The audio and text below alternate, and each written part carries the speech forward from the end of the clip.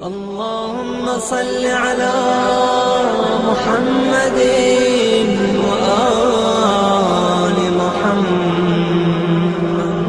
الشیطان اللعین الرجیم. بسم اللہ الرحمن الرحیم. الحمد للہ وکفی وسلام علی عبادہ الذین اصطفی.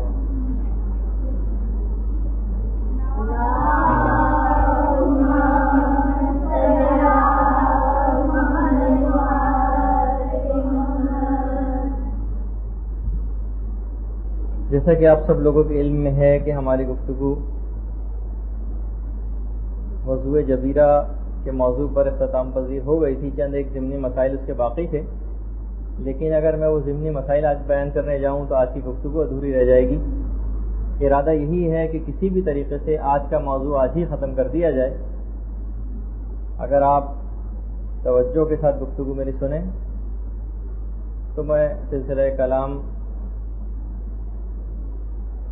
کا آغاز کر دوں.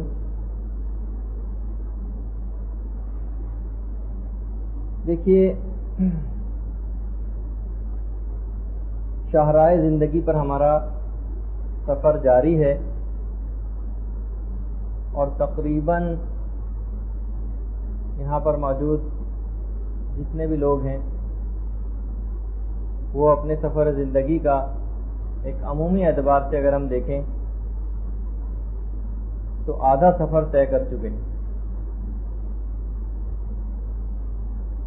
سفر آخرت کے قریب سے قریب تر ہوتے چلے جا رہے ہیں. بہت طویل ایک منزل طے کرنی ہے اور زیادہ راہ بہت تھوڑا حاصل کیا ہے. اب جب کہ ہم نے فیصلہ کر لیا ہے، آپ بھی اتنی محنتوں مشقتوں کو برداشت کر کے اور شدید ترین اس گرمی میں آپ یہاں پر تشریف لائی ہیں، یقیناً اس کے پیچھے ایک جذبہ اور ایک محرک ہے، علم دین اور قرب پروردگار. تو جب فیصلہ کر ہی لیا ہے ہم نے کہ اس راہ پر آگے سے آگے بڑھنا ہے، تو آخر کون سا ایسا طریقہ کار اختیار کیا جائے کہ ہم مرضی پروردگار کو مکمل طور پر حاصل کر لیں. اپنے ہم شب و روز کیسے اس انداز سے گزاریں کہ بس جس کے آخر میں فقط کامیابی ہی کامیابی ہو. آپ کے سلیبس میں ایک ٹاپک تھا شب و روز کیسے گزاریں. وہی میں نے کہا کہ جیسے کہ ہم سب فیصلہ کر چکے ہیں کہ بس اب تو اس منزل پر آگے سے آگے ہی بڑھنا ہے، لیکن اس فیصلے کے باوجود بھی کچھ لاہے عمل ہمارے سامنے واضح نہیں ہے. بہت سے لوگ چاہتے ہیں کہ وہ نیک زندگی گزاریں، اسلامی احکامات کے مطابق زندگی گزاریں، لیکن اپنے روٹین لائف سٹائل جو ان کا ہے اس میں کیسے ان اسلامی باتوں کو شامل کریں. اس کا ایک بہت ہی ہلکا سا خاکہ، میں پھر کہہ دوں کہ ظاہر ہے کہ میں کوئی آپ کو کوئی جامع پروگرام نہیں دے رہا، آپ کو ایک خاکہ آپ کے سامنے آج پیش کروں گا کہ جو دنوں رات ہمارے گزر رہے ہیں اس میں اس کو کس انداز سے آپ ایسا بنائیں کہ بس کہ آگے آپ کو کچھ نظر آنے لگے، کچھ امید کی کرن کہ بس اب اس میں کوئی کامیابی ہم کو مل سکتی ہے.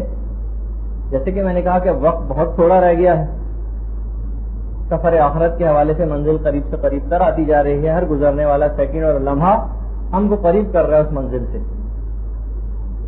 تو کیوں نہ اس تمام کی جو ہم شب و روز ہمارے گزر رہے ہیں ان کو کس انداز سے ایسا ڈھال لیں کہ بس پھر ہمیں زیادہ فکر مندی کی ضرورت نہ رہے اور شارع مقدس نے جو طریقہ بتایا وہ اس کے مطابق زندگی بسر ہو جائے.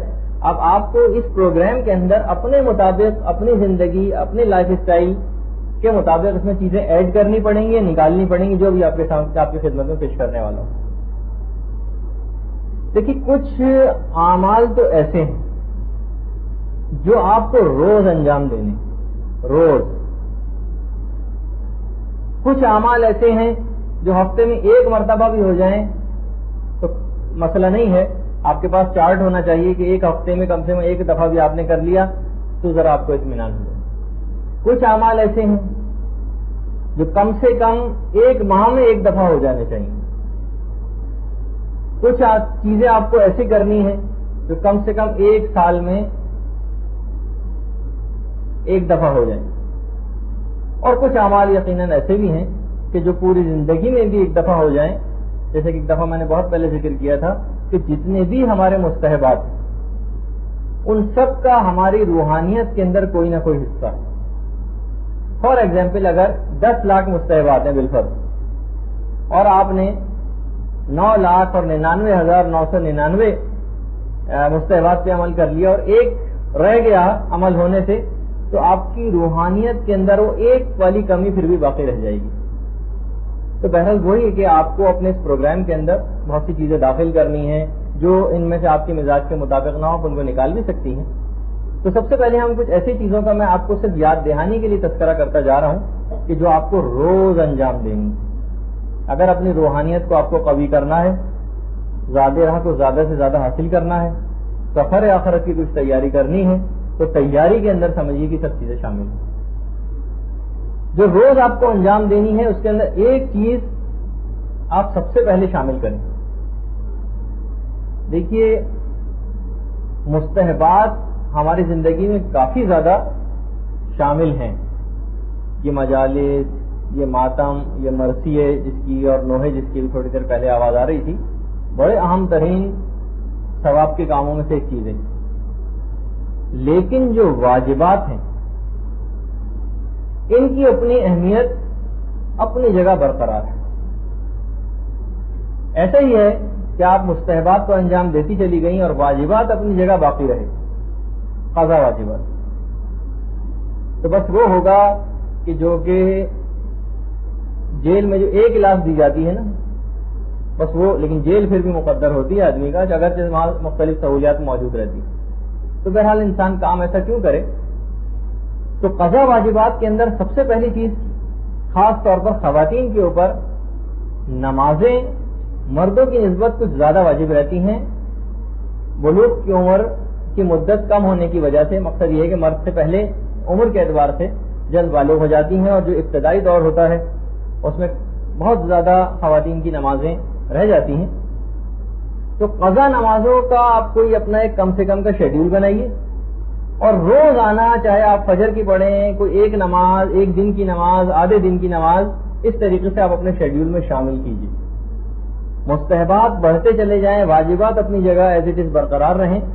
یہ اسلام اس کو نہ مانتا ہے اور نہ تسلیم کرتا ہے، نہ تقاضا کرتا ہے آپ سے. جب بھی اکثر لوگ پوچھتے ہیں کہ نماز شب جو 11 رکعت کی نماز ہے، اگر اس کی جگہ ہم اپنی قضا نمازیں پڑھ لیں، تو علماء تمام مراجع کا فتویٰ ہے کہ جی ہاں، اس کا ثواب زیادہ ملے گا، ثواب بھی زیادہ، اور اب ایک قضا واجب بھی آپ کا اپنے سر سے اتر جائے گا. تو سب سے پہلے تو چیز، اچھا میں اس کے تفصیلات میں نہیں جا رہا، میں صرف پوائنٹ بتاتا آپ کو گزر رہا ہوں. قضا واجبات میں سے سب سے پہلے جو نماز ہے، یہ ضرور آپ کے روٹین ڈیلی جو آپ کی زندگی ہے اس میں چاہے ایک ہی قضا نماز کیوں نہ صحیح. اور جیسے کہ مہاراجا نے لکھا بھی ہے، اور خاص طور پر امام خمینی نے لکھا ہے کہ ایک دفعہ آپ نے سفر کا آغاز کر دیا، قضا واجبات اپنے اتارنے شروع کر دی، اور اس دوران خدا نخواستہ موت واقع ہو گئی، تو اب جو جتنی بھی قضا چیزیں آپ کی باقی رہ گئی ہیں وہ پروردگار عالم اپنے لطف و کرم سے معاف کر دے گا. لیکن اس پہ آ جانا ہے آپ کو. تو پہلی چیز تو ہو گئی یہ. دوسری چیز ہے جو آپ کو روز پڑھنی چاہیے، روز کرنا چاہیے، وہ ہے دعائے عافیت. جتنی مصیبتیں، تکالیفیں، پریشانیاں، بلائیں، آفتیں مومنین کے اوپر نازل ہوتی ہیں، مولا امیر المومنین کے ماننے والے ہونے کی بنا پر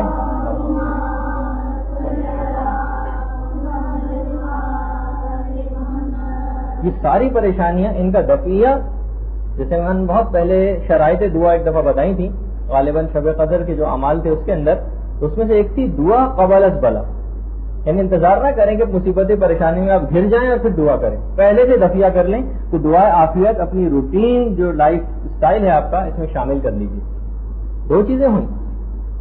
تیسری چیز، اس دن کی مخصوص دعا، ہفتہ اتوار، پیر، منگل، بدھ، جمعرات، جمعہ، ان سب کی مختصر سی 5-5، 6-6 لائن کی ایک دعا ہے جو آپ کو مل جائے گی مختلف دعاؤں کی کتابوں کے اندر بھی.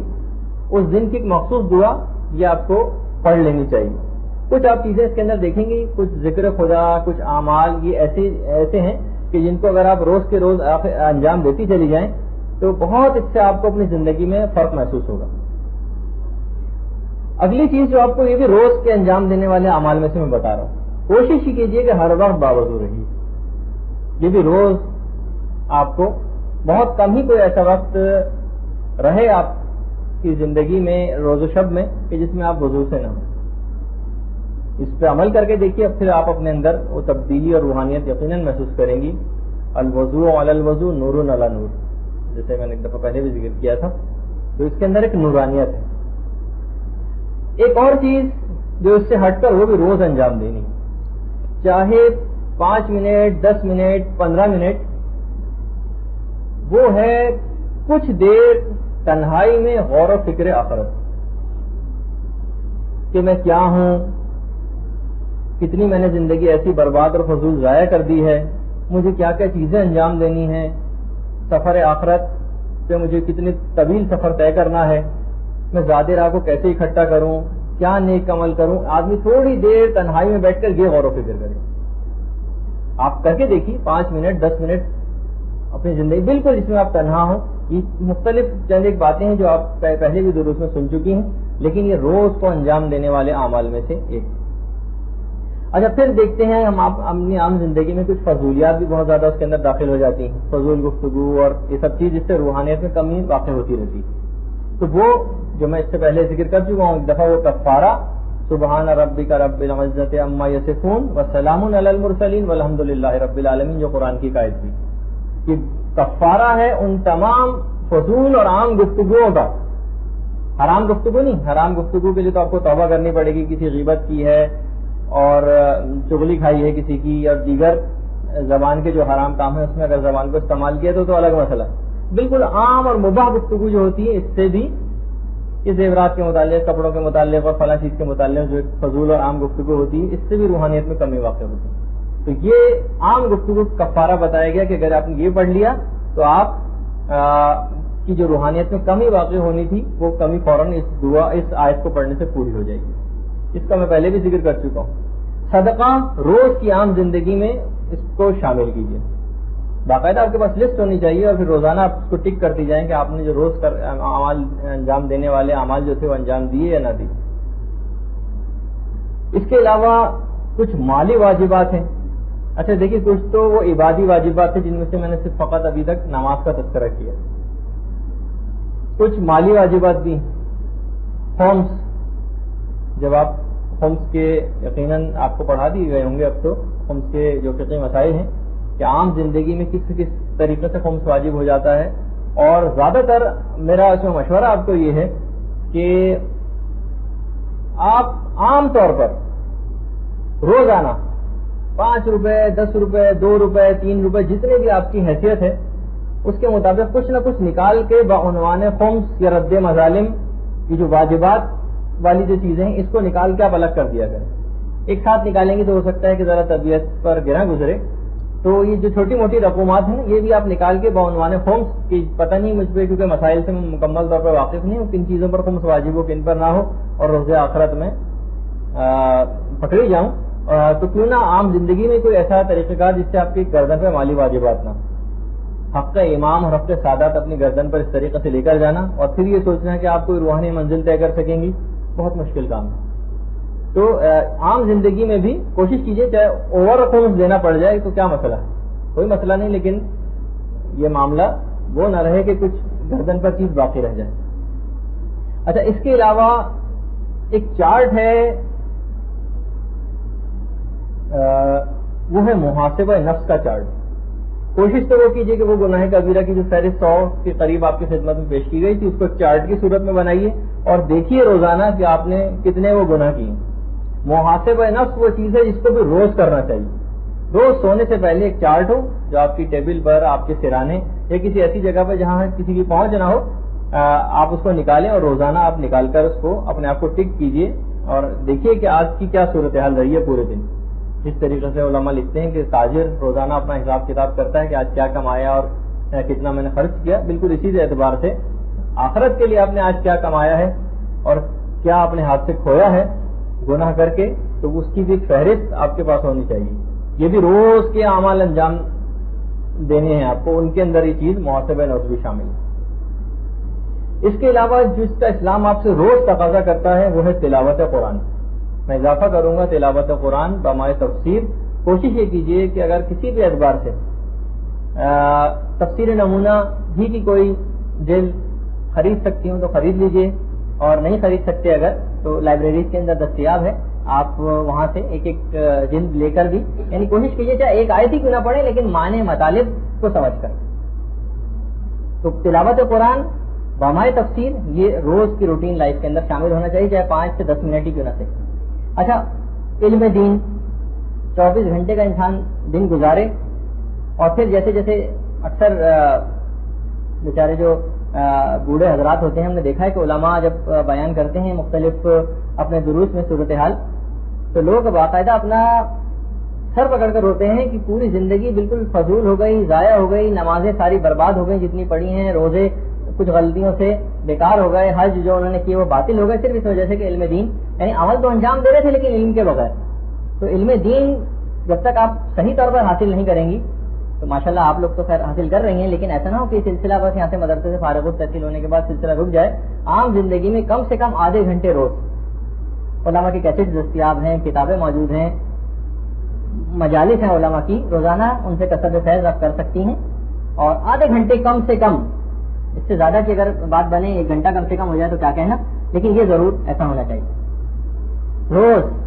یعنی ایک بھی دن ایسا نہ ہو کہ جو علم حاصل کرنے سے آپ کا خالی رہ جائے. صرف مدرسے ہی کی حد تک اس کو محدود نہ کیجیے، عام زندگی میں بھی اس کو رائج کرنا. ایک نئی نیکی کم سے کم روز.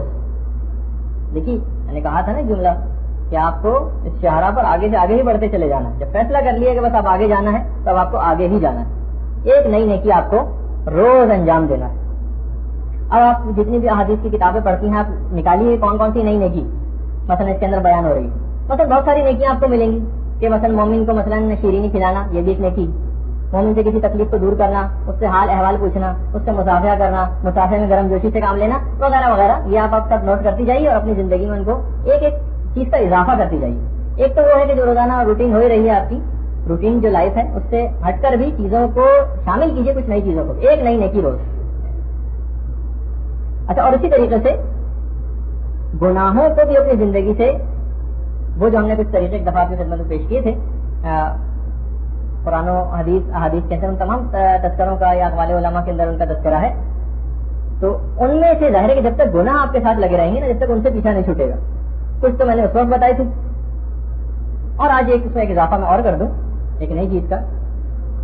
وہ یہ ہے کہ جو آیت تفسیر آپ بار بار پڑھتی ہیں نا، انما یرید اللہ لیذھب عنکم الرجس اہل البیت ویطہرکم تطہیرا،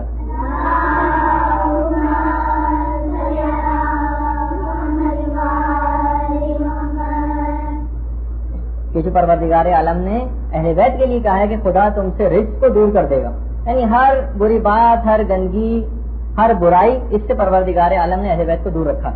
علماء کا کہنا یہ ہے کہ اگر اس آیت تطہیر کو آپ اپنے لیے پڑھتی رہیں بار بار تو ایک وقت ایسا آئے گا کہ آپ بھی تمام برائیوں سے الگ ہو جائیں گے. یہ اپنی زندگی میں صرف یہ آیت تطہیر، یہ بار بار اس نیت سے کہ میں گناہوں سے دور ہوتی چلی جاؤں، اس کو اپنی زندگی میں رائج کرنے کی کوشش کیجیے. اچھا دیکھیے، مسئلہ ایک گناہوں کے اندر یہ ہوتا ہے، اور آپ نے بھی اس کا کیا ہوگا مشاہدہ اپنی زندگی میں، کہ عزم آپ نے اکثر کیا ہوگا کہ اب میں گناہ نہیں کروں گی، لیکن پھر گناہ ہو جاتے ہیں. یہ جو عزم ہونے کے بعد یہ جو مصمم نہیں ہو پاتا ہے، یا کامل ارادہ ہم نے کر لیا اور دیکھتے ہیں کہ پھر 1-2 روز کے اندر پھر وہی گناہ ہم سے ہو گیا. اس کی ایک بہت اہم وجہ ہے جو امام خمینی نے اپنے استاد کے ریفرنس سے بیان کی. امام خمینی نے پہلی حدیث، غالباً پہلی ہی حدیث کے اندر جو اس کی ایک حدیث کی شرح لکھی ہے، اس میں اپنے ایک استاد کے ریفرنس سے بیان کیا ہے کہ میرے استاد کہا کرتے تھے، عرفانیات کے استاد، کہ سب سے زیادہ چیز جو انسانی عزم کو ناکارہ کر دیتی ہے، لیکن کسی بات کا وہ ارادہ کرتا ہے اور ارادہ ٹوٹ جاتا ہے، سب سے زیادہ انسانی ارادے کو کمزور کرنے والی چیز کوئی بھی گانے اور موسیقی سے بڑھ کر نہیں ہے. تو جب تک یہ آپ کے گھروں کے ٹی ویوں سے یہ صدائیں بلند ہوتی رہیں گی، چاہے آپ کا ان کو سننے کا براہ راست ارادہ نہ بھی ہو، لیکن ایک مسلسل ٹی وی کھلا ہوا ہے، اس میں سے گانے بجانے کی اس طریقے سے آوازیں نکل رہی ہیں، تو جب تک یہ آپ کی سماعتوں سے ٹکراتی رہیں گی یہ ارادے کو کمزور کرتی جائیں گی. جیسے ایسے ہی ہے کہ چاہے آپ کا ارادہ نہ ہو لیکن آپ منی بس میں اگر سفر کر رہی ہیں بیٹھ کے اور کچھ اس قسم میں گانے بجائے جا رہے ہیں، تو جیسے کہ میں نے پہلے ایک دفعہ ذکر کیا تھا کہ آثار تکلیفی تو نہیں ہوتے، البتہ آثار وضعی ہوں گے، یعنی گناہوں یہ جو گانا سننے کے جو دنیاوی نقصانات ہیں یہ برداشت کرنے پڑیں گے. تو انسانی ارادہ جو سب سے زیادہ کمزور ہو جاتا ہے جس چیز سے، وہ یہی گانے اور موسیقی. تو یہ جو گناہ ہم سے بار بار ہو جاتے ہیں، عزم مسمم ہم سے نہیں ہو پاتا ہے، اس کی بہت بڑی وجہ یہ ہے. کوشش کیجیے کہ گھروں میں کسی طریقے سے اس چیز کو نکالنے کی اور کم کرنے کی کوشش کریں. اچھا، یہ تو میں نے جو روزانہ کے انجام دینے والی چیزیں ہیں ان میں سے میں نے چند ایک کا تذکرہ کیا. اچھا، کچھ چیزیں ایسی بھی ہیں جو ہفتے میں 1-2 مرتبہ ہو جانی چاہیے. مثلا ان میں سے ایک چیز ہے قضا روزے، اور اگر کسی پر قضا روزے نہیں ہے تو سبحان اللہ، بہت ہی بہتر بات ہے، تو وہ مستحبی روزہ رکھے. اور ان 2 دن، وہ 2 دن جو جس کا اسلام بھی تقاضا کرتا ہے وہ ہے پیر اور جمعرات. پیر اور جمعرات کے دن کوشش یہ کریں کہ ہفتے میں 2 دن تو روزے سے رہیں. قضا روزے باقی ہیں تو وہ جو قضا واجبات اتارنے کی جو اسکیم ہے اس کے مطابق آپ روزانہ ہفتے میں کم سے کم 2 دن تو آپ روزہ رکھیں، ورنہ ہفتے میں 1 دن ہی صحیح. اچھا، کچھ اعمال ایسے ہیں، اچھا اس میں آپ ایڈ کرتی جائیں گی اپنے مطابق چیزیں. میں نے تو ایک اشارہ کر دیا کہ کم سے کم جیسے روزہ ایک ایسی چیز ہے کہ جو آپ روزانہ نہیں رکھ سکتی، روزانہ کے انجام دینے والے اعمال میں اس کو لکھوانا ہی نہیں جا سکتا. ہفتے میں کم سے کم 1 یا 2 روز. کچھ اعمال ایسے ہیں جو مہینے میں کم سے کم 1 دفعہ ہو جانے چاہیے. اچھا، ایک تو ہر مہینے کے شروع ہونے کے لیے ایک دعا، وہ بھی آپ کو دعاؤں کی کتابوں میں مل جائے گی کہ جناب محرم کا آغاز ہو رہا ہے تو 1 تاریخ کی دعا، یا سفر کا آغاز ہو رہا ہے یا ربیع الاول کا آغاز ہو رہا ہے تو ایک تو ہر مہینے کی ایک دعا ہے مخصوص، اس کو بھی پڑھیں. اچھا، کچھ کوشش یہ کریں مہینے میں 1 مرتبہ ہی صحیح کسی مسجد میں، امام بارگاہ میں یا کسی مدرسے میں بھی اپنی حسب توفیق کچھ نہ کچھ آپ ضرور انفاق کریں اپنے مال سے. 50 روپے صحیح، 100 روپے صحیح، تاکہ کچھ ثواب جاریہ جو مستقل آپ کا بینک اکاؤنٹ جو کھلا رہے گا اور آپ کو ہمیشہ فائدہ پہنچائے گا، وہ والا سلسلہ آپ جاری رکھیے. اپنے مطابق جتنا بھی آپ کی حیثیت ہو اس کے مطابق آپ دیکھ لیجئے اس کو، لیکن کم سے کم مہینے میں 1 مرتبہ تو یہ ہو جانا چاہیے. اچھا، بہت سے عمل ایسے ہیں جو سال میں 1 مرتبہ ہو جانے چاہیے. خاص طور پر شاید کہ شہید دستیغ شیرازی نے یا آیت اللہ مظاہری نے، ان 2 میں سے مجھے یاد نہیں آ رہا کہ کس نے یہ بات لکھی ہے، کہا کہ سال میں کم سے کم جو عمل انجام مومنین کو دینے چاہیے ان میں سے ایک عمل یہ ہے کسی ایک مومن یا مومنہ کی شادی کروا دینا یا اس کے لیے بھاگ دوڑ کرنا. یہ آپ کا ایک ایم ہونا چاہیے کم سے کم 1 سال میں 1 مرتبہ. اچھا، کچھ علماء نے کہا کہ جو قرآن کا ایک حق ہے 1 سال میں، وہ کہ کم سے کم اس کو 2 مرتبہ ختم کیا جائے، 2 مرتبہ. اچھا، اگر کوشش کریں کہ بمائے ترجمہ و تفسیر کے تاکہ سمجھ کے بھی تو پڑھیں نا، کہ کچھ مزہ بھی آئے کہ اس کے اندر کیا تعلیمات ہیں، انسان اس کے مطابق عمل کرنے کی بھی کوشش کرے. یا جو سال میں کم سے کم 1 دفعہ، بلکہ کہا جاتا ہے کہ زندگی میں بھی 1 دفعہ ہو جائے، وہ ہے نماز جعفر طیار. بہت سے لوگ تو ایسے مومنین ہیں جو روز بھی اس کو پڑھتے ہیں، لیکن بہرحال اب آپ خود ہی چارٹ بنائیے کون سی کس طرف آپ کی طبیعت زیادہ راغب ہوتی ہے، کیونکہ طبیعتیں اس سلسلے میں مختلف ہیں اور پروردگار عالم کی طرف پہنچنے کے ہزاروں، لاکھوں، کروڑوں، اربوں رستے ہیں. ضروری نہیں کہ سارے کے سارے لوگ ایک ہی رستے سے پروردگار کی طرف جائیں، مختلف طریقے ہیں. کسی نے مثلا علم دین کو پکڑ لیا، اس کے ذریعے بھی خدا تک پہنچ سکتا ہے. کچھ نے خدمت خلق کو لیا، کچھ نے رفاع عام کے کام لیے، کسی نے کوئی کام لیا، کسی نے کوئی کام لیا، کچھ نے دعاؤں اور ذکر ہی کو پکڑ لیا. تو بہرحال مختلف طریقے ہیں پروردگار عالم تک پہنچنے کے، لیکن کوشش کریں کہ سب کا احاطہ کر لیں تو کسی نہ کسی راستہ تو آپ کو ایسا ملے گا جس سے پروردگار عالم تک پہنچا جا سکے. اچھا، کچھ تو یہ تو ہے میں نے چیزیں ایسی بتائیں کہ جو روز آپ کو انجام دینی چاہیے، کچھ ہفتے وار، کچھ مہینے وار، کچھ ایک سال میں کچھ زندگی میں بھی ایک مرتبہ. اچھا کچھ اہم اقدامات آپ کو گھر میں بھی کر لینے چاہیے. ان میں سے ایک چیز یہ ہے کہ کوشش کریں یہ جو آپ کو یہاں سے بھی کتابیں ملتی ہیں, آپ کی پہلے سے بھی کچھ کتابیں اپنے پاس ہوں گی مطالعے کے لیے, ان کتابوں کو آپ ایسا گھر کے اندر ڈسٹریبیوٹ کریں کہ تقریباً ہر جگہ نظر آئیں, گھر میں رہنے والے افراد کی پہنچ بھی ان تک رہے, اور کوئی مہمان بھی آنے والا ہے تو ان تک اس کی بھی پہنچ ہو سکے. ڈرائنگ روم میں, بیڈ روم میں, سرہانے, جس جگہ اخبار رکھے جاتے ہیں وہاں ہر جگہ ہی ہونی چاہیے. کہ یہ جو بے رغبتی کتابوں سے اس حد تک بڑھ گئی ہے اور لوگ بالکل بھی اس طرف راغب نہیں رہے مطالعے کی, بلکہ دینی کتابوں کے متعلق تو اب یہ ہے ہوتا جا رہا ہے کہ اس میں لینگویج بڑی مشکل ہوتی ہے جو ان کو سمجھ نہیں آتی. تو وہ سمجھنے کی وجہ, نہ سمجھنے کی وجہ یہ بھی ہے کہ اس کا مطالعے کا شوق ہی نہیں رہا. بہت سے چیزیں ایسی ہیں جو ابھی تک ہم پڑھتے ہیں لیکن بہت سے الفاظ ہمارے لیے نئے ہوتے ہیں, لیکن بار بار کثرت مطالعہ کے باعث وہ زبان کی مشکل آسان ہوتی چلی جاتی ہے. تو اسی وجہ سے ہمیشہ کتاب کو بند کر کے رکھ دینا کہ بہت مشکل ہے, تو یہ بڑی خراب بات ہے. کوشش کریں کہ لوگوں میں پڑھنے کا شوق دوبارہ بیدار ہو سکے. اچھا ایک اور چیز جو علماء نے خاص طور پر کہی ہے کہ گھر میں تاکہ جو بچے ہیں اور دیگر لوگ ہیں ان کو اس بات کا احساس دلانے کے لیے ائمہ معصومین کے جو ایام ولادت ہے اس میں کم سے کم ایک شیرینی, مٹھائی یا کوئی ایسی چیز کہ جس سے پتہ چلے کہ ہاں آج امام کی ولادت کا روز ہے, ایک خوشی کسی کیفیت ہو گھر کے اندر, بچوں کو پتہ چلے کہ ہاں کوئی آج خصوصی دن ہے.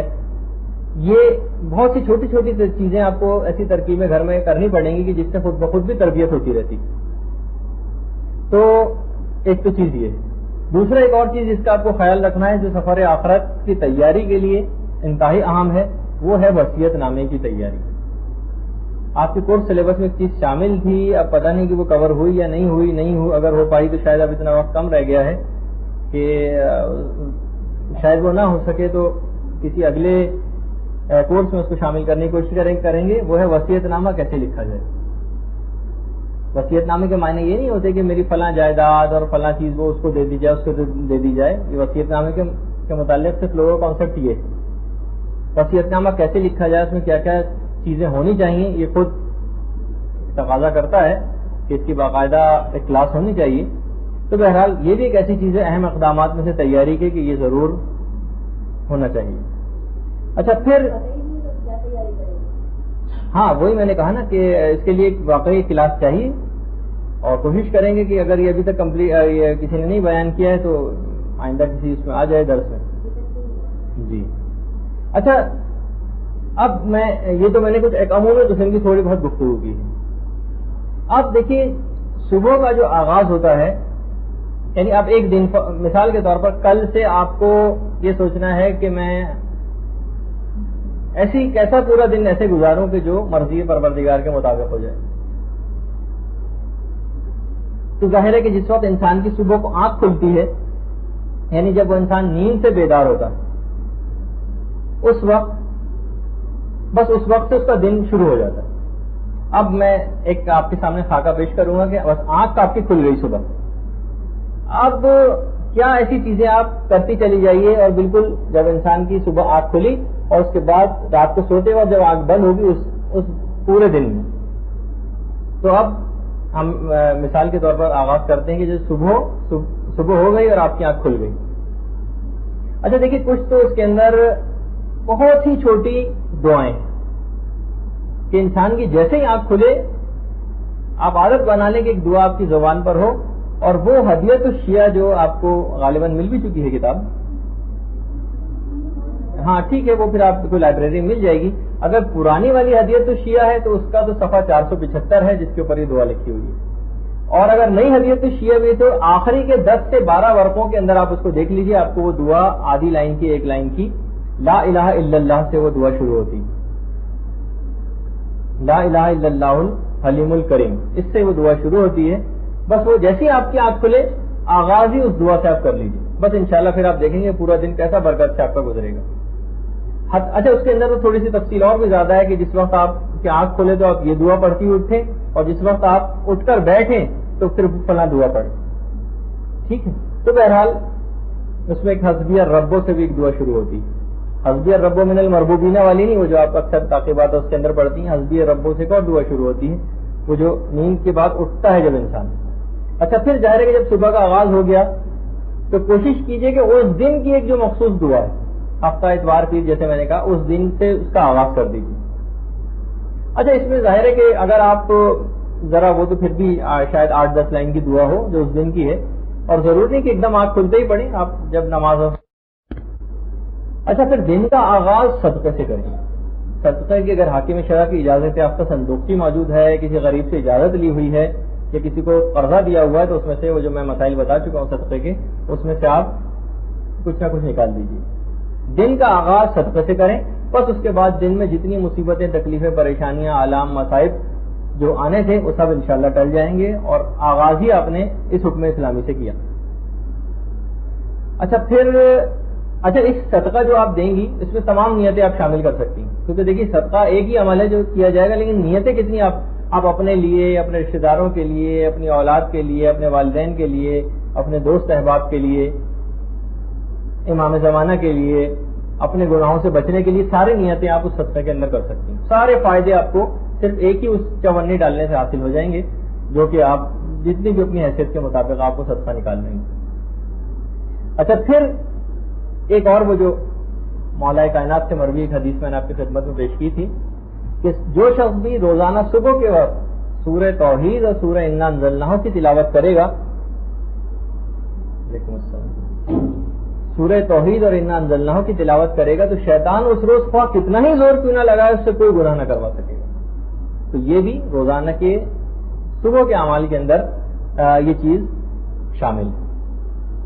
اچھا پھر اس کے بعد نماز فجر جو عام ترین فریضہ ہے وہ آپ کو انجام دینا ہے، اور نماز فجر کی تعقیبات میں خاص طور پر تسبیح جناب فاطمہ الزہرا کو فراموش نہ کیجیے گا.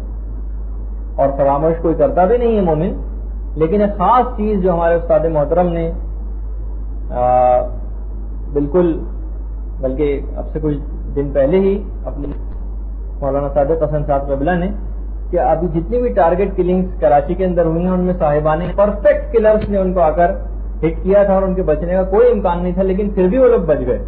تو جب ان سے باقاعدہ پوچھا گیا، ذاتی تحقیق کی گئی، تو تقریباً سب نے ایک ہی جواب دیا کہ وہ اپنی حفاظت کے غرض سے تسبیح جناب فاطمہ الزہرا سلام اللہ علیہ کو پڑھا کرتے تھے.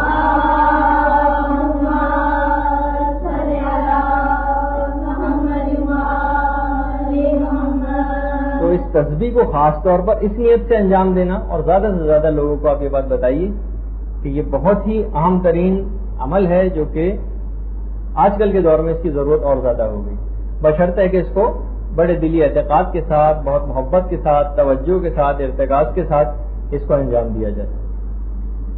اچھا صبح کے وقت ایک خاص عمل جو ہے وہ استغفار بھی بہت خاص عمل ہے. وقت سحر توبہ کرنا اپنے گناہوں سے.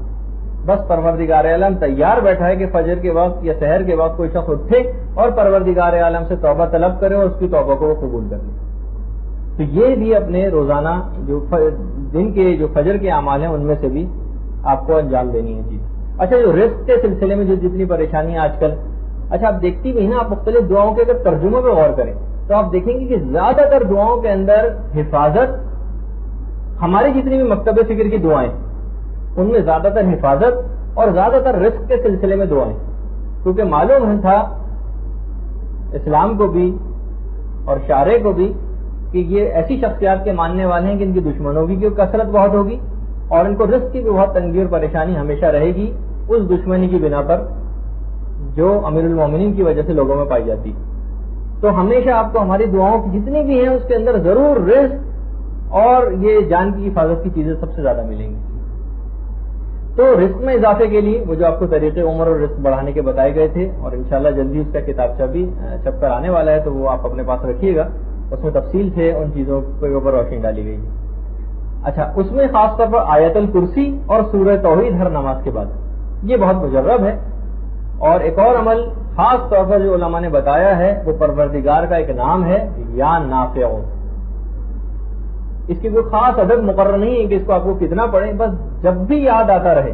جو بھی شخص رزق کی تنگی میں مبتلا ہو جو شخص اپنا بزنس سیٹ کرنے والا ہو یا بزنس جس کا سیٹ نہ ہو پا رہا ہو یا ملازمت کو کوئی خطرہ درپیش ہو، وہ ضرور اس خدا پروردگار عالم کے نام کو اپنے ورد زباں رکھے، جتنا بھی زیادہ اس کو پڑھ سکتا ہو پڑھے، یا نافع ہو تو کچھ ہی عرصے میں دیکھے گا جی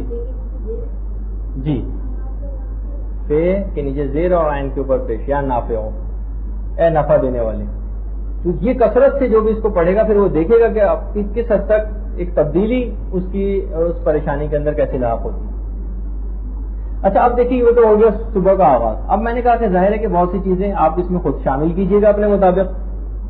بہت سی چیزیں ہو سکتا ہے کہ جو بہت سے لوگ دعائیں پڑھنے کے اتنے شوقین نہیں ہوتے تو وہ نہ بھی پڑھیں اس کو، لیکن اس میں سے کوشش کیجیے کہ یہ عام زندگی میں چلتے پھرتے بھی ہو جائے نا. ضروری نہیں کہ آپ ہر چیز ایک مسلح کے اوپر بیٹھی کر انجام دیں.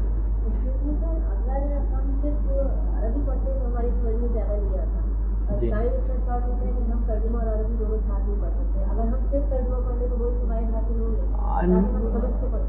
نہیں، فائدے تو آپ کو یقیناً ترجمے کے سارے حاصل ہو جائیں گے، لیکن جو خود زبان عرب کے اندر جو پڑھنے کا ایک ثواب ہے وہ بالکل ایک الگ. جس طریقے سے قرآن کی جو آیتیں یا سورے آپ کو زبانی یاد ہیں ان کا اپنی جگہ ثواب ہے، لیکن دیکھ کر پڑھنے کا ثواب اور زیادہ ہے. تو وہ بہرحال اتنا حصہ ضرور کم ہو جائے گا اگر آپ نے وہ عربی نہ پڑھی. لیکن عربی بھی پڑھیں، کوئی اتنا ضروری نہیں کہ آپ بہت زیادہ پڑھیں. مختصر صحیح قلیل عمل ہے، لیکن ذرا کانکریٹ بنیادوں کے اوپر اگر وہ ہو اور عمل کی نیت سے پڑھا جائے اور سوچ سمجھ کی ہو تو وہ زیادہ ثواب دلوائے گا. اچھا اب ظاہر ہے کہ جب آپ نے اس کے بعد، خیر ابھی میں بہت سی چیزیں حذف کر رہا ہوں کہ ناشتہ کیسے ہونا چاہیے آپ کا.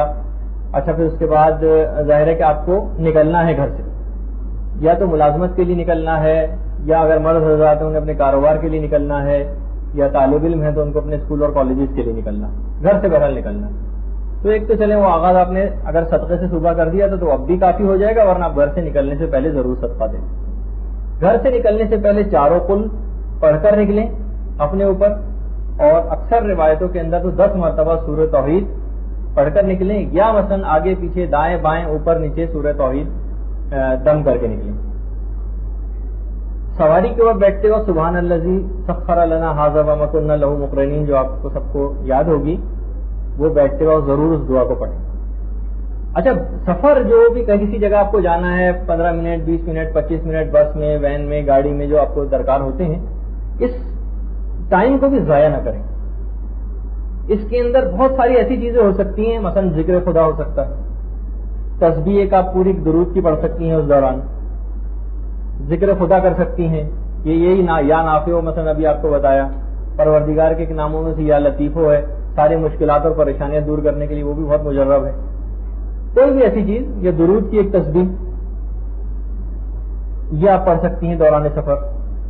اچھا اب جس وقت انسان جا رہا ہے اپنی منزل کی طرف بس میں گاڑی میں بیٹھ کر، تو علماء نے ایک چیز کہی ہے کہ سفر کے دوران جتنے بھی مناظر آپ کی آنکھوں سے گزریں گے ان سب کو نگاہ عبرت سے دیکھتی جائیے، اور یہ سوچئے کہ جب میں نہیں تھی تب بھی یہ مناظر تھے، اور اب میرے مرنے کے بعد میں نہ رہوں گی اور لوگ ایسے چلتے پھرتے نظر آئیں گے، تو کیوں نہ میں اس جگہ کو آباد کروں جہاں مجھ کو ہمیشہ رہنا. ہر چیز کے اندر نگاہ عبرت. کسی بھی جگہ اگر آپ پکنک پہ بھی کہیں جاتی ہیں، کسی بھی خوشی کو کوئی بہت بڑی خوشی آپ نہ سمجھیے. اول تو یہ جتنی خوشیاں ہماری زندگی میں ہیں، علماء کا کہنا یہ ہے کہ یہ اصل میں خوشیاں ہی نہیں، کہ صرف فقط تکلیف رفع ہوتی. مثلا بیٹا بہت عرصے ماں سے جدا تھا، اب وہ ملاقات ہو رہی ہے، گمشدہ بچہ مل گیا ہے، تو اب وہ جو ماں کو خوشی ہوتی ہے وہ خوشی نہیں، وہ تکلیف رفع ہوئی ہے جو بچے کے گم ہونے سے ہوئی. شدید آپ کو پیاس لگتی ہے، آپ پانی پیتی ہیں، بڑی فرحت آپ کو ملتی، یہ خوشی نہیں ملی، یہ لذت آپ کو نہیں ملی، یہ تکلیف رفع ہوئی ہے جو پیاس کی وجہ سے آپ کو ہو رہی تھی. یا بھوک کا بھی ایسا ہی معاملہ ہے اور دیگر خوشیوں کا بھی. تو یہاں کی کوئی خوشی تو خوشی ہی نہیں ہے، یہاں کی کوئی لذت ہی نہیں ہے، وہ سب عالم آخرت کے لیے مخصوص ہے. تو کیوں نہ اس جگہ کو انسان آباد کرے جہاں ہمیشہ اس کو رہنا ہے. تو اس سفر کے دوران بھی مسلسل نگاہ عبرت سے چیزوں کو دیکھیے. اچھا علماء نے ایک چیز اور کہی ہے کہ جب بھی آپ کبھی گھر سے باہر نکلیں تو 2-3 چیزوں امور کا اہتمام کر کے نکلیں. ایک تو امر وہی ہے جو میں نے بہت پہلے جب گفتگو ہوئی تھی ہماری نگاہ ڈالنے کے مسائل پر، اس وقت میں نے ایک چیز بتائی تھی کہ جب بھی انسان گھر سے نکلے تو علماء کے جملہ ذرا ہے تو ثقیل، آج کی گفتگو میں کوئی ثقیل لفظ استعمال نہیں ہوا تھا، لیکن اب پھر آ گیا وہ کہ فقط عدم نظر ہی کافی نہیں ہے بلکہ قصد عدم نظر بھی ضروری ہے. خالی یہ نہ سوچیں کہ بس میں نامحرم کے اوپر نگاہ نہ ڈالوں گا یا نہ ڈالوں گی، گھر سے قصد کر کے نکلی. خالی عدم نظر کافی نہیں ہے بلکہ گھر سے نکلتے وقت قصد عدم نظر ضروری، اور پھر جب آپ گھر لوٹ کر واپس آئیں تو دیکھیں گے اس پہ کتنا عمل ہوا. دوسری چیز کہ یہ گھر سے آپ کو دروازے کے پاس تھوڑی دیر کے لیے رک جائیے اور عہد کر کے نکلیے دل میں کہ میں جھوٹ، غیبت، الزام تراشی، عیب جوئی اور فضول، فحش اور بیہودہ گفتگو سے باز رہوں گی جس جگہ بھی جا رہی ہیں، اسکول میں، کالج میں، نوکری کی جگہ پر، بزنس یا کاروبار کے لیے.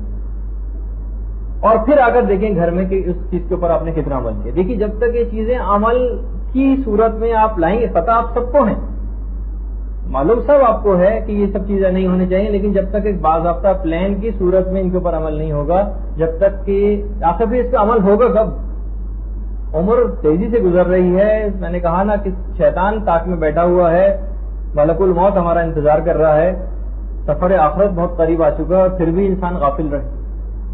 خیر، تو یہ حالت سفر. اچھا، پھر جس جگہ آپ روزگار کی جگہ پر یا مثلا جس جگہ نوکری کر رہی ہیں اس جگہ پر یا مثلا تعلیم کی جگہ پر یا کسی بھی جگہ جہاں آپ پہنچ گئی، خاص طور پر وہ افراد کے جو ملازمت یا کاروبار کے لیے نکلتے ہیں ان کے لیے تو خاص طور پر کہ وہ اس روزگار کی جگہ پر جا کر سورہ واقعہ پڑھ لیں، سورہ واقعہ اور آیت الکرسی، اور وہاں بھی کوشش یہ کریں کہ فضول لغو گفتگو، فحش کلامی اور ان سے اپنے آپ کو بچایا جائے. اور اچھا جب پھر ابھی اچھا اس کے اندر اور بھی چیزیں آ سکتی ہیں، وہ آپ اپنے مزاج کے مطابق شامل کر کے دیکھیے گا. دیکھیے ٹائم مینجمنٹ ایک ایسی چیز ہے جس پر ویسٹرن کنٹریز میں بہت کتابیں لکھی گئی.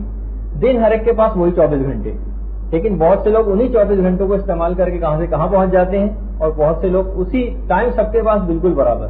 تو ٹائم مینجمنٹ، اس کو مینج کیسے کریں، یہ ایک بہت بڑا فن ہے. اور آپ خود دیکھیے کہ یہ جو ٹائم، یہ دیکھیے کہ اس میں جو نکاسی کے ذریعے ہیں وقت کو ضائع کرنے والے، یہ جو پانی رس رہا ہے ان پائپوں سے، وہ کون کون سی جگہ وہ پہلے آپ کو بند کرنی پڑیں گی. تو بہرحال اب دیکھیے ایک تو یہی جو وقت آپ ضائع کر رہی ہیں، ضائع ان معنوں میں کہ تو سفر کر ہی رہی ہیں، 15-20 منٹ، آدھا گھنٹہ، پونا گھنٹہ آپ کو منزل پہنچنے میں لگے گا، پھر واپس آنے میں بھی لگے گا. اس کو بھی ضائع کیوں کیا جائے، اس میں اس کو یوٹیلائز کیجیے. اچھا جس وقت واپس آپ گھر پہنچ جائیں تو دروازے پر سورہ قل هو اللہ احد پڑھتی ہوئی داخل، یہ رزق کی چابیوں میں سے ایک چابی، سورہ توحید گھر کے دروازے پر پہنچ کر پڑھتے ہوئے گھر میں داخل ہونا، اور گھر میں آنے کے بعد اہل خانہ کو سلام کرنا. یہ بھی بہت مجرب رزق بڑھانے والے نسخوں میں سے ایک ہے. اور اگر گھر میں کوئی نہ بھی موجود ہو تو خود انسان اپنے آپ کو سلام کرے، یہاں تک ہے روایتوں میں. خیر اس کے بعد ظاہر ہے کہ گھر میں وہی میں نے کہا کہ آپ کو روزانہ پڑھنا بھی ہے، مطالعہ بھی کرنا ہے. تو مطالعہ کرنے سے پہلے بھی کوئی بھی چیز آپ پروردگار عالم سے دعا کریں کہ آپ کو اس مطالعے پر عمل کرنے کی توفیق نصیب ہو. ایک تو چیز یہ ہے. اچھا دوسری چیز آپ کو یہ دیکھنی ہے کہ جب مطالعہ آپ نے کر لیا تو 2-3 چیزیں آپ کو اپنے اندر چیک کرنی پڑیں گی کہ آپ کے ایمان اور تقوی میں کتنا اضافہ ہوا، گناہوں سے دور ہونے کا جذبہ کس قدر بیدار ہوا ہے، اور اس مطالعے کے نتیجے میں اس مطالعے پر عمل کے لیے آپ نے کیا اقدام کرنے کا سوچا. اگر آپ نے صرف فقط پڑھا، اس کے بعد کتاب بند کر کے رکھ دیا اور اس کے بعد چلتے بنی وہاں سے، تو اس کا کوئی نتیجہ، کوئی چیز حاصل نہیں ہو پائے گی آپ. تو ہمیشہ آپ کو یہ دیکھنا ہے کہ ایمان و تقوی میں کتنا اضافہ ہو رہا ہے آپ کے، اس مطالعے کے نتیجے میں گناہوں سے دوری کا کتنا جذبہ پیدا ہو رہا ہے، یا اس مطالعے پر عمل کرنے کے لیے آپ نے کیا پروگرام چارٹ آؤٹ کیا. اچھا پھر اس کے بعد آپ کو نمازیں پڑھنا ہے. نماز میں بھی نماز کو شروع کرنے سے پہلے سب سے پہلے آپ رک جائیے اور دیکھیے کہ اس سے پہلے والی جو نماز آپ نے پڑھی تھی اس سے اور اس نماز کے درمیان کوئی گناہ تو انجام نہیں دیا ہے. اگر گناہ آپ نے انجام دیا ہے تو اس کی سب سے پہلے توبہ حقیقی انجام دیں، توبہ کریں، اور اس کے بعد عزم مصمم کریں کہ اب نہ اس گناہ کو انجام دوں گی اور پھر نماز میں مشغول ہو جائیں. اور اگر کوئی گناہ آپ نے انجام نہیں دیا پہلی نماز سے لے کر اب تک تو شکر پروردگار انجام دیں. ان شکرتم لا ازیدنکم، اگر تم شکر کرو گے تو پروردگار اس میں اور اضافہ کر دے گا. تو یہ جو آپ نے شکر کیا ہے کہ پروردگار شکر ہے کہ میں نے کوئی گناہ انجام نہیں دیا، تو اب اس میں مزید اضافہ یہ ہوگا کہ آپ گناہوں سے بچی رہیں گے. اچھا پھر اس کے بعد نماز، خیر اب نماز کے موضوع پر ایک پورا ہمارا ایک لیکچر ہونے بھی والا ہے، شاید کہ اگلا ہی ہو جائے وہ، کہ اصل میں نماز پڑھی کیسے جانی چاہیے. فقہی مسائل سے ذرا ہٹ کر وہ چیز ہوگی. اچھا اب دیکھیے بس 5 منٹ رہ گئے ہیں، اس کے بعد ظاہر ہے کہ آپ کے یہاں مجلس کا پروگرام بھی ہے، بس میں اس کو ختم کروں. سوتے وقت آپ نے پورا دن گزار لیا، اب بہت سی چیزیں میں نے اس میں حذف کر دی وقت کی تنگی کی وجہ سے، اور انشاءاللہ اگر ایڈوانس کوئی کورس ہوا تو اس میں مزید جامع پروگرام کے ساتھ آپ کی خدمت میں عرض کر دوں گا کہ اس میں اور کیا کیا چیزیں شامل ہونی چاہیے، حتیٰ کہ اوقات فراغت میں آپ کو کیا کرنا چاہیے وہ بھی پورا پروگرام. اچھا پھر سوتے وقت کے عمل. دیکھیے جس وقت آپ لیٹ گئی اب ارادہ ہے سونے کا، سونے سب سے پہلے اس بات تو یہ بات یاد رکھیے کہ سونے کو کچھ خودارہ کم کر دیں. 9 گھنٹے 10 گھنٹے 11 گھنٹے 12 گھنٹے بھی میں نے لوگوں کو سوتے دیکھا ہے کہ تقریباً آدھی زندگی سو کر گزارا ہے. سونے کے وقت تو کچھ کم کر دیجیے. مثلا اگر آپ 8 گھنٹے سوتی ہیں تو 7.5 گھنٹے کر دیں، کچھ کم کر دیجیے. امام خمینی کی زندگی کی میں نے حوالہ دیا تو ظاہر ہے کہ ہر کوئی اس تک تو نہیں پہنچ سکتا، نہ مشورہ دوں گا کہ آپ 4 گھنٹے سوئیں، لیکن فقط 3 سے 4 گھنٹے کی نیند کی ان کی. رات 12 بجے سوتے تھے اور 3 بجے بیدار ہو جاتے تھے. رسول خدا کی زندگی میں ہم کو ملتا ہے کہ رسول ایک ہی رات میں کئی مرتبہ سوتے اور جاگتے تھے. اٹھ کر پھر عبادت خدا شروع کر دیتے تھے، پھر سو جاتے تھے، پھر تھوڑی دیر بعد اٹھ کر پھر عبادت خدا شروع. ہم میں سے کوئی ایسا نہیں ہے جو اس عمل کو انجام دے سکے، رسول ہی کے لیے سازگار ہے. لیکن بہرحال کہ ہر شخص جو بھی گھر کے اندر موجود ہوتا تھا وہ دیکھ لیتا تھا کہ رسول کو ہمیشہ کہ رسول کچھ نہ کچھ عبادت خدا انجام دے رہے ہیں رات کے وقت بھی. تو کچھ تو سونے کے وقت کو کم کر دیجیے. سونے سے پہلے ایک دن کا آغاز آپ نے صدقے سے کیا تھا اور ایک دن کا اختتام بھی صدقے سے کریں. صدقہ وضو کر کے سوئیے اور توبہ کر کے سوئیے. نیند کو موت کی چھوٹی بہن کہا جاتا ہے کہ باقاعدہ بہت سی روایتوں میں یہ ہے کہ روح آکسیجن سری سے رات کو پرواز کر جاتی ہے اور پھر اس کے بعد دوبارہ جب وہ انسان جاگتا ہے تو روح دوبارہ سے جسم میں آتی ہے. اور اگر بہت سے لوگ ایسے بھی جنہیں پروردگار جن کی روح کو اپنے پاس ہی روک لیتا ہے، بس یعنی اب ان کا وقت ختم ہو گیا، تو اب یہ وہ یعنی اگر آپ کا انتقال توبہ کے اوپر ہو، یعنی جو ہے نا کہ سوچے وقت ضرور توبہ کرے، تو اگر انسان اس کے بعد نہ بھی بیدار ہو تو پھر بھی کوئی مسئلہ نہیں کہ وہ حقیقی توبہ کر کے وہ سوئے. شکر پروردگار کو انجام دیں کہ میں نے جتنی مجھ کو نعمتیں دی تھی ان کا تیرا لاکھ لاکھ شکر. اچھا پھر اس کے بعد سونے سے پہلے ایک چیز کی بڑی تاکید ہے کہ نماز شب کے اٹھنے کے لیے اور نماز فجر کے وقت اٹھنے کے لیے قرآن کی ایک آیت پڑھے. تو اگر کوئی آیت پڑھ لے تو اتنی مجرب ہے کہ چاہے کتنی ہی کم دیر کے لیے وہ کیوں نہ سوئے. مثلا رات کے 2 بجے بھی اگر آپ سوئیں اور فجر کو معلوم ہے کہ اٹھنا بہت مشکل ہو جائے گا، تو لوگوں نے تجربہ کر کے دیکھا ہے سورہ کہف کی آخری آیت قل انما انا بشر مثلکم یوحی الی، یہ آپ سورہ کہف کی آخری آیت، یہ ضرور آپ اگر اپنی عادت ڈال لیں گی پڑھنے کی تو نماز شب کے لیے بیدار ہونا اور نماز فجر کے لیے بیدار ہونا کچھ مشکل نہیں. اچھا کچھ سونے سے پہلے کا خصوصی اعمال بھی، یہ تو عمومی اعمال تھے کہ صدقہ اور توبہ اور وضو اور شکر، اور اس کے علاوہ یہ والی آیت یا پروردگار سے دعا کر کے سوئیے کہ وہ آپ کو اٹھا دے. کچھ خصوصی اعمال ہیں جن میں ایک تسبیح جناب فاطمہ الزہرا سلام اللہ علیہا بھی.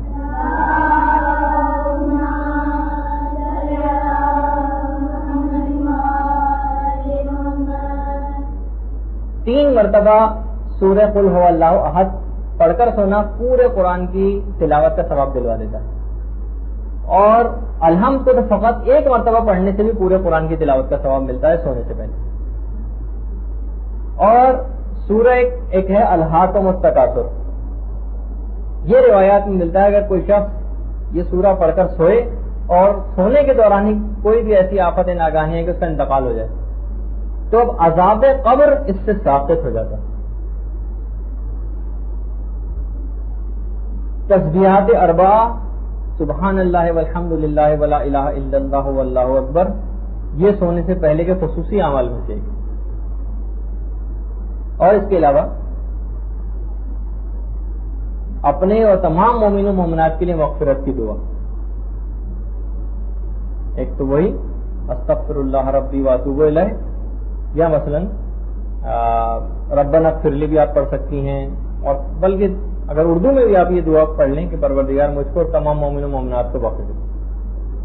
اور یہ بھی خصوصی اعمال میں سے ایک ہے کہ اگر، بلکہ روایت میں یہاں تک ہے کہ وہ انبیاء اور انہی افراد کے ساتھ مشہور کیا جائے گا کہ درود بر محمد و آل محمد، اور تمام انبیاء اور مرسلین پر درود پڑھ کر سوئے. اللہم صلی علی محمد و آل محمد وصلی علی جمیع الانبیاء والمرسلین والشہداء والصدیقین وجمیع عباد اللہ الصالحین. یہ اگر کوئی بس یہ رات کی خصوصی اعمال میں سے ایک. اب دیکھیے پورے دن آپ جب اس انداز کا گزاریں گے، اچھا اس میں ابھی میں نے بہت سی چیزیں شامل نہیں کی، وہ آپ کو ڈیلی پروگرام میں شامل کرنا پڑیں گی. دن کے آغاز میں نے ایک چیز فراموش کی ہے اور خواتین بھی اس سے مستثنا نہیں ہیں. دیکھیے بیمار شخص جو ہوتا ہے وہ یہ چیزیں اس کو پھر رغبت بھی نہیں ہوتی کہ وہ دعائیں پڑھے. تلاوت قرآن حتیٰ کہ واجبات تک اسے چھوٹ جاتے ہیں. ایکسرسائز، جسمانی ورزش یہ مردوں کے لیے بھی اتنی ضروری ہے، عورتوں کے لیے بھی اتنی ضروری ہے. دن کا آغاز کچھ نہ کچھ ایسی ایکسرسائز، کوئی ایسا طریقہ کار. واک پہ اگر جانا آپ کے لیے ممکن نہیں ہے تو گھر میں اگر ٹریڈ مل یا کوئی جاگنگ مشین یا کوئی آپ جمع کر کے کسی اعتبار سے لے لیں. قسطوں کے اوپر بھی چیزیں مل جاتی ہیں. گھر کی چھت کو بھی آپ استعمال کر سکتے ہیں، یا کچھ نہ کچھ ہلکی پھلکی گھروں کے اندر بھی ورزشیں آپ کتاب خرید کر بھی دیکھ سکتی ہیں. کیونکہ جب انسان صحت مند رہے گا تو ہی ان تمام چیزوں کے اوپر عمل کر سکے گا. بیمار شخص وہ نہیں عمل کر سکتا ان چیزوں پر. تو بہت سی چیزیں، اچھا اس کے اندر بہت سے یقیناً اوقات فراغت کے اندر کھیل کود بھی شامل ہیں، کچھ آؤٹنگز بھی شامل ہیں. مہینے 2 مہینے میں ایک مرتبہ پکنک کا پروگرام بھی اس میں شامل ہے. مقصد کہنے کا یہ کہ آپ کو ایسا ایک جامع پروگرام ترتیب دینا پڑے گا کہ زندگی کا ایک لائف سٹائل بنانا پڑے گا کہ آخر مجھے کس انداز سے گزارنا ہے. ابھی مثلا اسکولوں کی چھٹیاں ہو رہی ہیں 1.5-2 مہینے کی بچوں کی، ان کے لیے کیا تربیت کے حوالے سے کیا پروگرام ہونا چاہیے. آپ میں سے جو شادی شدہ ہیں اور بچوں والیاں ہیں ان کے لیے اپنا بچوں کی تعلیم و تربیت کے لیے، اور جو غیر شادی شدہ ہیں ان کے اپنے چھوٹے بہن بھائی ہیں ان کے لیے، اگر ان کے بہن بھائی کسی کے نہیں اتنے چھوٹے تو اور خاندان کے اور لوگ ہوتے ہیں 2 3 4 5 بچوں، یعنی کسی بھی اعتبار سے بچوں کی تربیت کے الگ اس میں پروگرام ہونا چاہیے. تو ابھی میں نے کہا نا، میں نے آپ کے سامنے صرف ایک معمولی سے خاکہ پیش کیا ہے. ابھی سمجھیں کہ یہ 1% بھی نہیں ہے کہ اس ٹائم کو آپ کو مینج کیسے کرنا ہے، حتیٰ کہ اپنی ان عبادتوں کے ثواب کو بڑھاتے کیسے چلے جانا ہے. جیسے اکثر تاجر حضرات سوچ رہے ہوتے ہیں کہ میں اس جگہ پیسہ رکھواؤں گا تو مجھے کتنا پروفٹ ملے گا، اور اس وہ والا سرٹیفکیٹ خرید لوں گا تو کیا ملے گا، اور اگر اس کے بجائے میں فلاں جگہ پہ انویسٹ کروں یا فلاں جگہ پہ کاروبار کروں تو کتنا ملے گا. تو وہ ججمنٹ کرتا ہے کہ اس میں ثواب مجھ کو زیادہ ہے. پھر ثوابوں کو ڈبل ٹرپل اور 100 گنا اور 1000 گنا بڑھانے کے طریقے کیا ہیں کہ عمل وہ ایک ہی آپ انجام دے رہی ہیں لیکن آپ نے 1000 گنا اس کا ثواب بڑھا دیا، 1,00,000 گنا اس کا ثواب بڑھا دیا. اس کے بھی طریقے ہیں. تو بہرحال اس میں کچھ ایک تذکرہ کہ سفر آخرت کی تیاری کیسے کرنا ہے، شب و روز کیسے گزارنے ہیں، اس کا ایک خاکہ سا بہت ہی معمولی میں نے آپ کی خدمت میں پیش کیا. اس میں بہت سی چیزیں بھی شامل ہو سکتی ہیں. تو آج کی حد تک ہماری گفتگو اختتام پذیر ہوئی. السلام علیکم ورحمۃ اللہ.